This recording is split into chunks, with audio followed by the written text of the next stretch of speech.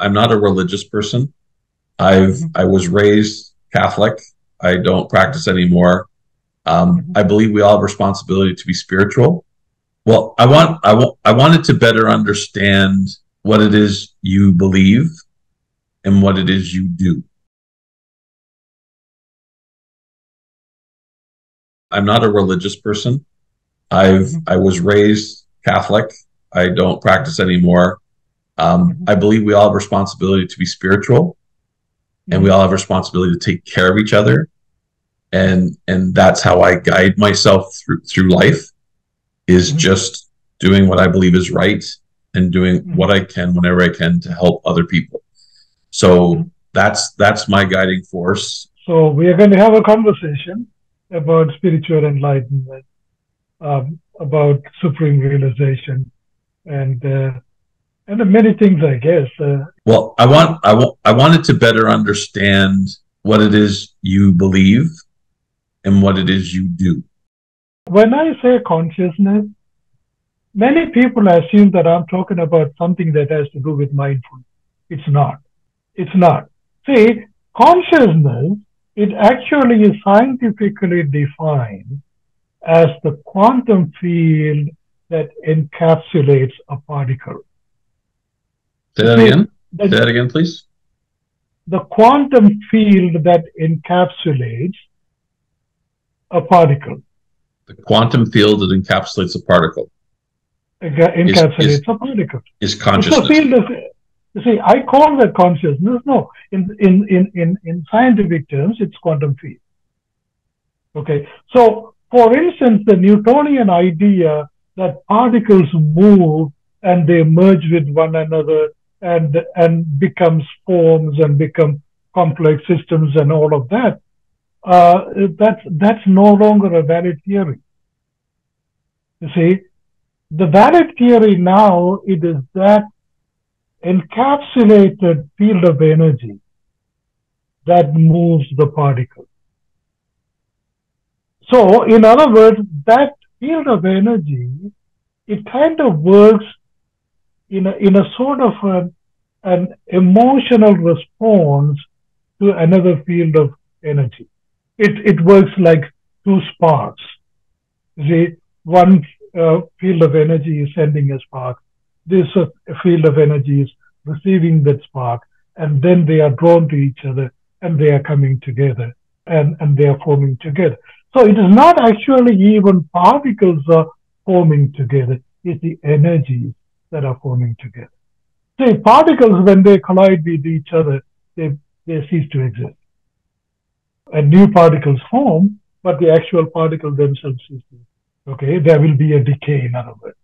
So it is this conscious energy that is able to feel the sparks and determine whether it's a positive spark or a negative spark and be able to draw towards it.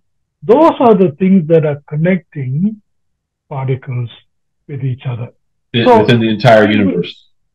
in the entire universe, from each of our cells to the galaxies in the universe, that's how it works. So it's the quantum field that connects. It is not the particles that connect. I can understand what you're saying. Yeah. Okay. So since it is an energy, it's a field of energy that has certain element of responsiveness, intelligent responsiveness. I call that field of conscious energy. In other words, that little energy that encapsulates a particle has an element of consciousness, in other words. So we as a body, we have about 70, 80 trillions of cells. Each cells have thousands of particles.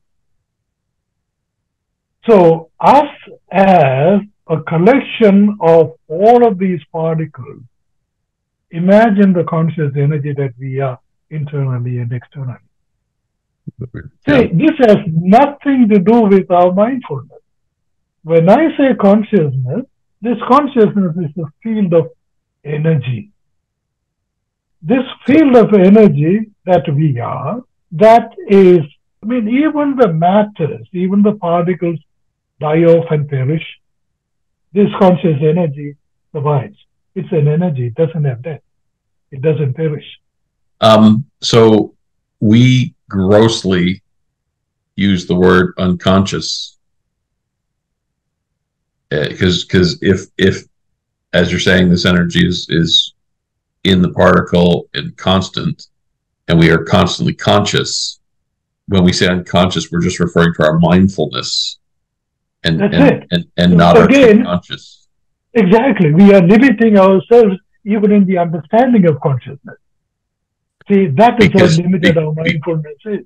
because Yeah, we're always energy and we're always conscious, and we've connected that to our mindfulness because our eyes are closed and we're not apparent to our current environment. We refer to ourselves as unconscious when we're not. Yes. yeah. We are limited in Yeah. our conscious Yeah. element. But we are not the unlimited beings that we are. Could be. Yeah, we are Yeah. not. See, And so enlightenment is the understanding of that consciousness, or no, is it and the ability? enlightenment is fully realizing this concept, that energy that we are. See, this energy that we are is an infinite energy. Yep. Even after our body perishes, this energy is going to remain. It is not going to. It is not going to perish. See, and that is proven even in our DNA. They can take one of our particles, maybe a strand of hair, and they can still find the energy in it. You see that, so that energy is still going on, and that energy is still there. So we are unlimited, infinite beings, but we are living as limited, finite beings.